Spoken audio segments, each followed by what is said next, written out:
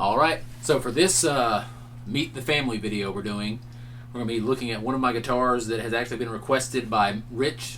You know who you are. He's one of my...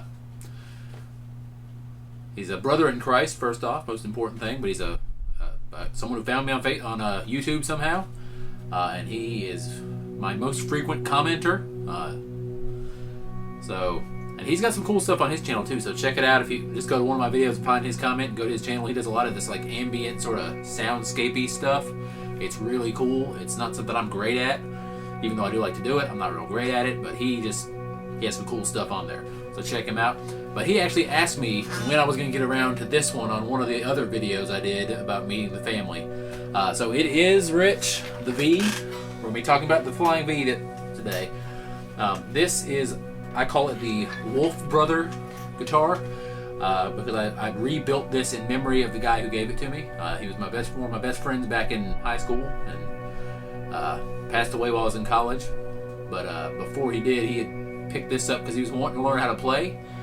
But I don't know if he just didn't have the patience for it, or if he didn't feel like learning anymore, or what. But he decided to get rid of it and said, "Hey, do you want this?" And at the time, I was a poor, broke college student who didn't have the money to buy guitars or anything, so I was like, yeah, I'll take it.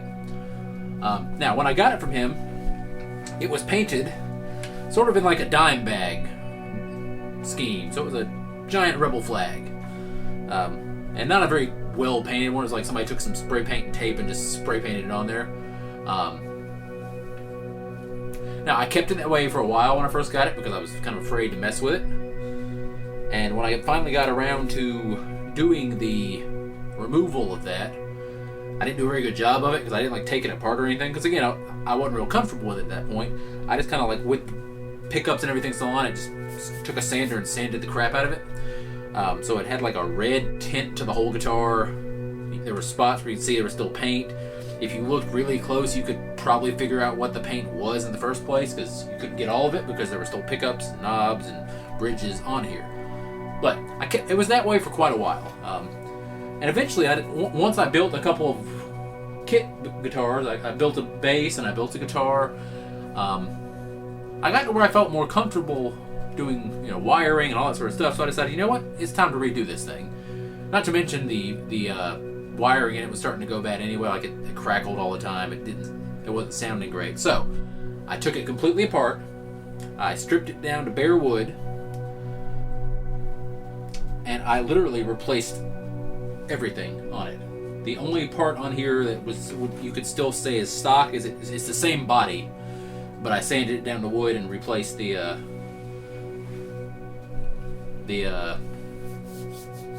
finish with a different finish. The nut is stock because I didn't bother changing it. The neck is the same neck that was on there, but I redid leveled the frets and all that on it. And the neck plate here is the original neck plate, but I painted it with like a black crackle sort of paint just because. And other than that, everything on here is completely new and completely different from how it was when I got it. I put in a set of humbucker size P90s. It originally had P90 pickups. I decided to do these because they were something different that I didn't have. And I really like them. They sound really good. They were from the fretwire.com. They're like a $25 set of pickups, and they sound great. They look cool, so what can go wrong? I put in a gold Strat style bridge instead of the rusted old cruddy Strat style bridge that was in it originally. As far as the wiring goes, I redid that where it originally had a volume knob for each pickup and then a tone knob and then a switch. I did one volume knob, one tone knob, one switch, and a kill switch because I didn't have one and it sounded fun and it's fun to play with. So there's that. I replaced the strap buttons that were on there with some strap locks because I like strap locks. This is original to the cavity back plate, but I painted it black. Put on a set of gold tuners because that was the theme I was going for, was gold hardware. And that's it. Now, the finish came out fairly well. It didn't come out as good as it could have because it was spray paint, and I've never done spray paint finish before. So there's some spots where it ran a little bit. You can see like that, but that's okay. I like the color of it. It's like it was metallic bronze, I think was the name of the spray paint I used. I did sand the neck down because it had like a glossy neck, and I don't like glossy necks. And then the only mistake I made really is, I don't know if you can see that there, but when I put that tuner in, apparently the hole was not quite big enough, and instead of getting a reamer of some sort to widen the hole a little bit the way I should have, I just pushed it in really hard and it cracked the headstock there a little bit. That's an easy fix. Whenever next time I get around to restringing this, I'm just going to take that tuner out, put some wood glue in, clamp it down, leave it there for a day or two, and then reinsert the tuner after properly fixing that hole. But it doesn't affect it any. It still stays in tune, and it hasn't cracked any more than it was. So I'm not really worried about it. But you know, lesson learned, life happens. But this is the Wolfbrother Flying V, in memory of my buddy Chad, who gave it to me. It is the only P90 guitar that I have, so it's got a little unique factor. It has a ton of sentimental value because of the story behind it, obviously. It's never going anywhere. This will stay with me till I die, pure and simple.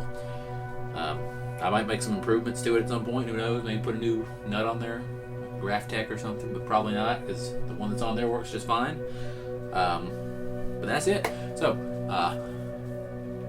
in just a minute, I'm going to play the little jam I made with it. I did drums and some pads and stuff like that as a backing track on my keyboard there, and then the guitar parts that you're hearing are both this, one for the rhythm part, the clean picking, and then one for the lead part.